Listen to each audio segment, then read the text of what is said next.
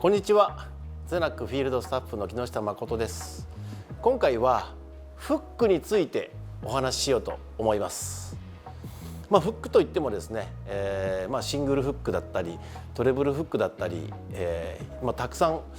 いろんなメーカーから出ていると思いますが、まずこのそれぞれのメリットデメリットについてお話をします。まず、一番ポピュラーなねこの3本針トレブルフック、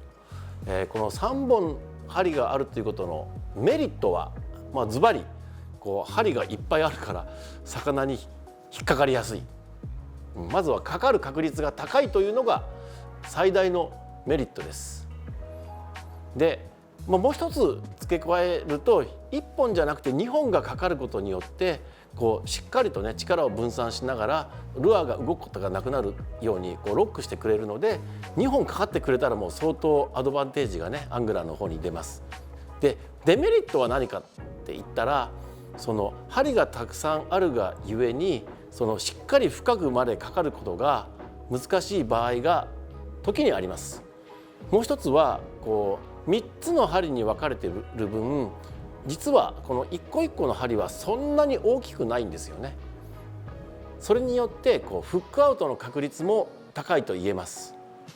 じゃあこのトレブルフックに対して今度シングルフックはどうかというと、非常に針1個がでかいですよね。このシングルフックのメリットっていうのは、1個の針が大きいということは、この針が魚の、この缶抜きとかね口元をしっかり捉えてくれればそうそう逃げられることがないということです。それと、強度も非常に強いので、大きくて太くて針が伸びることもないとは言い切れないですけども、そうそうあることではないです。かかってしまえば逃げられないっていう確率が高いのがシングルフックのメリットです。デメリットは何かって言ったら、単純に魚を針で引っ掛けるポイントが1箇所しかないので、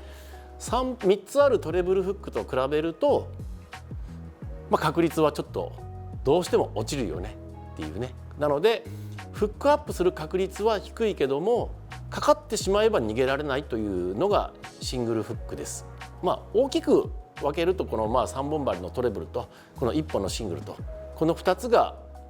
皆さんも使われるねメインになっていくと思います。で実際に僕がマグロゲームでどんなフックを組み合わせているかっていうのをね、大体のサイズをちょっと表にしておいたので、ここを説明していきます。まずはこの30キロから50キロの場合はだいたい20から40ぐらい、このサイズをメインに使っていきます。使うルアーもねそんなすごく大きなルアーではないので、だいたいこの針の選択肢で収まっていくと思います。から50キロから80キロになると、やっぱ20だと心もとないから30以上で、上はだいたい50ぐらいが標準になってきます。100キロオーバーになったらもうそれ以上60からもう販売しているメーカーであればもう10というね、1個 20g を超えてくるような大きな針の方が安心になってきます。で今この説明したこのフックのサイズはこれ全部基本的にトレブルフックでのサイズです。でシングルフックを組み合わせるんであれば、ここに書いてある番手と、ほぼ1個の重さが同じようなシングルフックを組み合わせることによってメーカーさんが推奨されている重さに対しては対応が可能になります。でここからは実際現場で僕がやってるこのフックのチューンについてお話しします。まずはリリースが前提の場合についてはもう迷うことなくこういったねシングルフックを装着して、なおかつこの返し、バーブを潰したものを前後につけるようにしてます。もうこれは必ず取った魚は、極力魚を生かして泳がして返したいので、もうこのシングルフックのバーブレスのみで対応していきます。でそうじゃなくて、いや今日はキハダマグロ食べたいなって、今日は持って帰りたいなっていう時であればトレブルフックを前後につけてる場合もあります。その狙う魚のこう捕食しているベイトによってどうしてもルアーのサイズは下げなきゃいけない。だけど魚はとんでもなく大きいというケースも多々あります。となったら大きなシングルフック1本にチューンをする。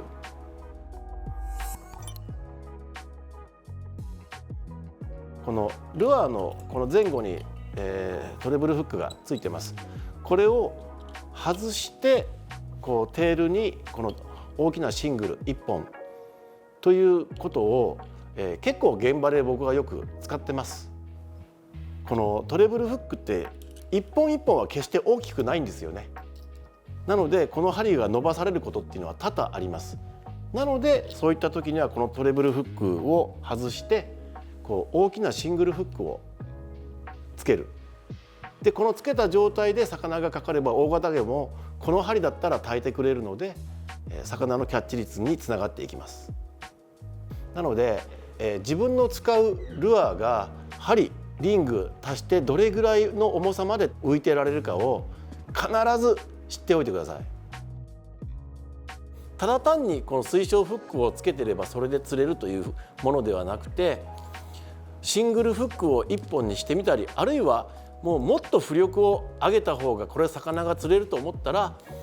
あえて前後のフックを軽くすること、あるいは後ろだけ大きくして前を軽くするといったそんなチューニングをして魚がルアーをバイトするチャンスを増やしていくっていうことを常にやっています。あともう一つ、最近、ね、日本近海で、大型のクロマグロがもうあちこちの海域で釣れるようになってきていて、でその中でどんだけでかい針をつけてもやっぱり伸ばされるんです、あのサイズの魚っていうのは。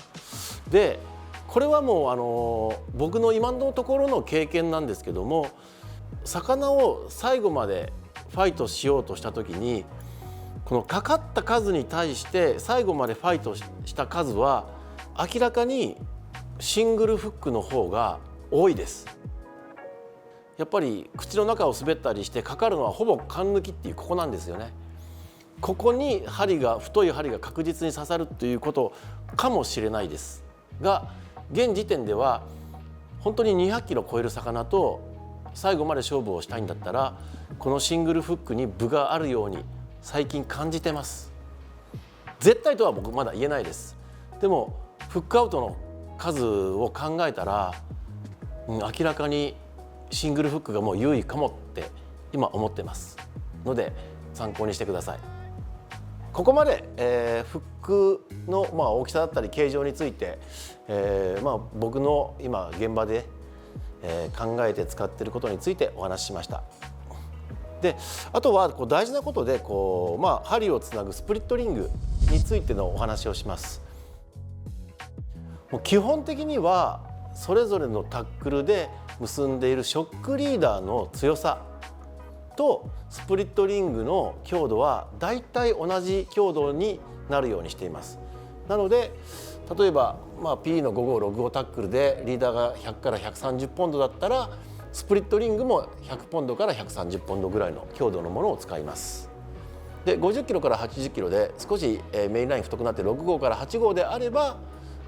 リーダーも当然130から170ポンドになってくるので、同じように130から170ポンドのスプリットリングを使ってフックをつなげています。一番大きなものになるとね、もうリーダーが220ポンドなので、まだもうここに関しては220ポンド以上のリングというよりはもう300ポンドあるいは350ポンドというスプリットリングが今出ているので、もう許す限り強いリングを使うようにしています。以上、僕の、フックセッティング等のお話をしましたけど、もう相手がマグロという魚なので、極力、万全の体制を用意してゲームに挑んでください。